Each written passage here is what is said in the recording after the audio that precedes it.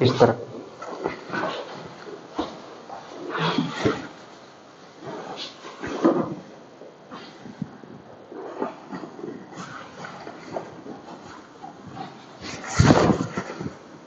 सीधे बैठ जाओ बस।